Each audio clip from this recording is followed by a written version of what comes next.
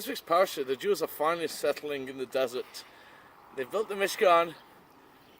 Manna is miraculously falling from the heaven every morning, and the Jews are complaining.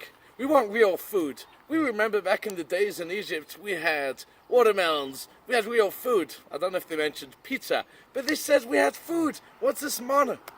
And the Torah is sticking up for it and saying the manna is delicious, had a delicious taste. You could bake it, you could cook it, you could fry it, you could grill it, whatever you want, I'll taste of it. And the Jew says it's tasteless, it tastes of dry cardboard. Now who was right?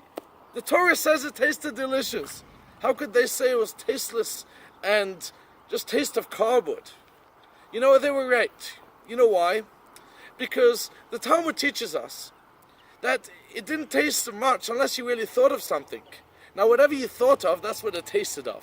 If you're thinking of pizza, it'll taste of pizza.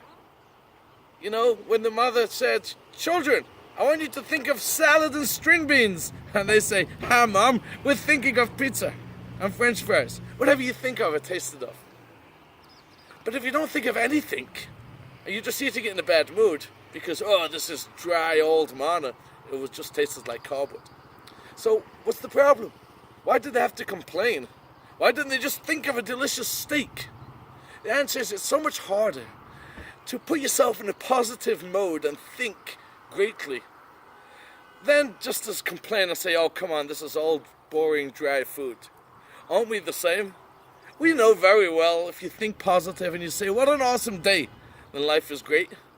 But we're just complaining and kvetching about this and that. And things aren't so good because we are complaining and kvetching.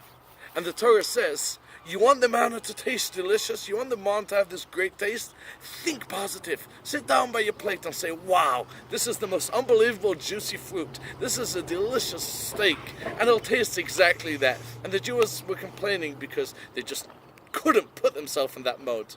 Remember, next time you kvetch, all you have to do is say, what a beautiful day. And you'll see how beautiful the day is. Thank you and good Shabbos.